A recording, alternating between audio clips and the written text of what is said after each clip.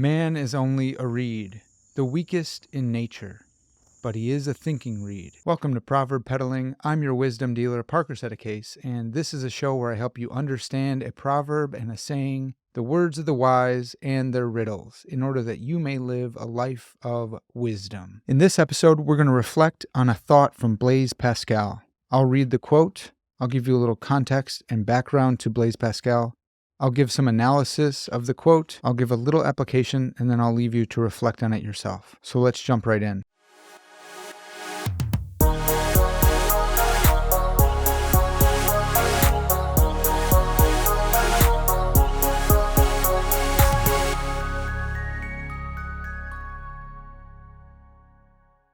Man is only a reed, the weakest in nature, but he is a thinking reed. There's no need for the whole universe to take up arms to crush him. A vapor, a drop of water is enough to kill him. But even if the universe were to crush him, man would still be nobler than his slayer, because he knows that he is dying and the advantage the universe has over him. The universe knows none of this. Thus, all our dignity consists in thought.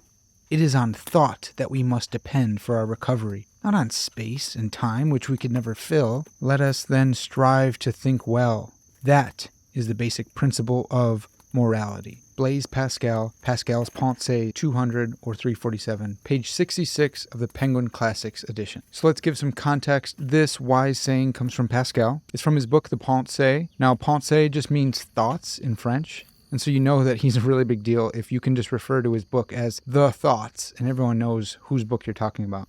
That's pretty huge. But the Pensées is actually an unfinished work of Christian apologetics. Apologetics comes from the word apologia. It's a Greek word for defense. So Pascal meant to write a book of Christian apologetics, defending the Christian faith, contending for the Christian faith, and commending it to his audience. Pascal died before completing this book, so it was published posthumously after he died. And this is actually the impetus for another one of my podcasts, Parker's Pensées. I say Pensées because I'm American swine. Pascal died before completing his great work of thoughts, and so I want to get my thoughts out there into the ether before I die, even if they are sketchy and weak.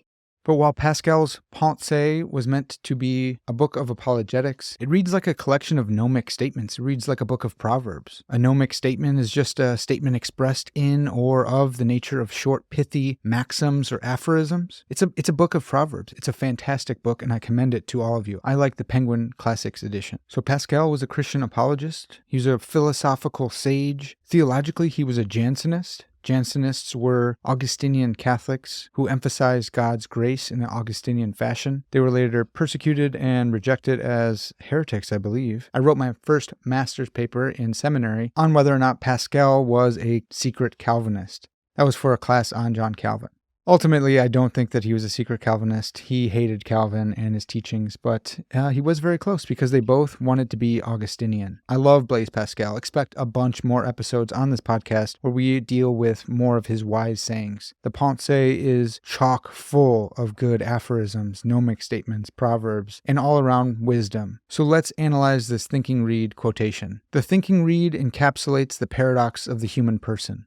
It simultaneously shows mankind's elevation or exaltation, as well as our humiliation. We are creatures of dust, and we are destined to return to the dust. But we are thinkers, conceivers, conceptualizers, gifted with the fire of reason. Pascal borrows this imagery of grass and reeds from Scripture. We are like the grass of the field. And it's even reminiscent of St. Paul likening us to jars of clay which have this treasure in it. Now he's referencing the gospel as the treasure that is hidden in this jar of clay. Men and women are somewhere between the beasts and the gods. We are easily extinguishable, and yet we have the raging flame of reason within us. We are killed by a vapor, by a drop of water, by microscopic organisms, by viruses.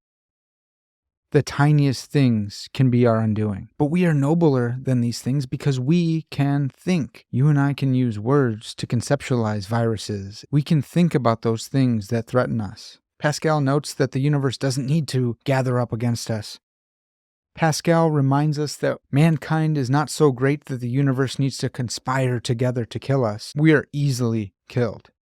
But even if the universe were to conspire against us, to come together to extinguish our flame, we would still be nobler than our slayer because we are rational knowers. So Pascal grounds our dignity in our rationality. We don't possess the attribute of immensity. We cannot fill all of time and space. And yet in thinking, we can conceptualize the entire universe. We're doing it right now. Think about the universe. Now, it may not be a fine-grained concept, but you are thinking about the entire universe right now. It's pretty magnificent when you think about it.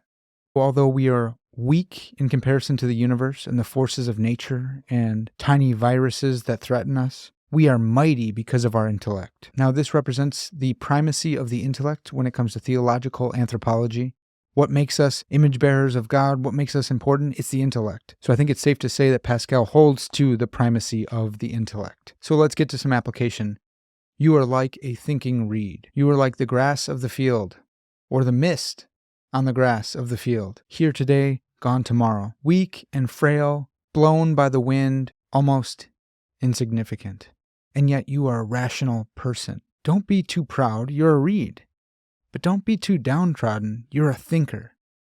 You may be a tiny creature of dust, a mere reed on a pale blue dot on the outskirts of the universe, but you're able to contemplate that fact.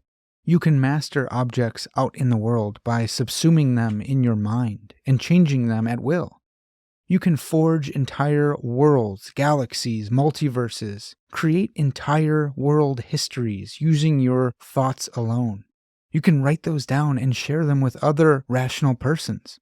You can use your thoughts to make changes outside your head in reality. You can contemplate the universe around you and use words to describe it to others. Pascal's thinking reed theological anthropology reminds us that we are more frail and more powerful than we give ourselves credit for. We are the paradoxical thinking reed. Remember that you will die, memento mori, but remember to live, rational creature. Memento vivere. Remember to live, you rational creature of dust. Well, all has been considered. For those who have ears, let them hear. This has been Proverb Peddling. If you enjoyed this episode, leave me a like and a comment here on YouTube, a 5-star review and comment on Apple Podcasts and Spotify, and consider supporting me on Patreon. You can find the link in the description wherever you're getting this podcast at. If you have a wise saying that you think I need to know about, send it to me at proverbpeddler@gmail.com. And until next time, embrace wisdom.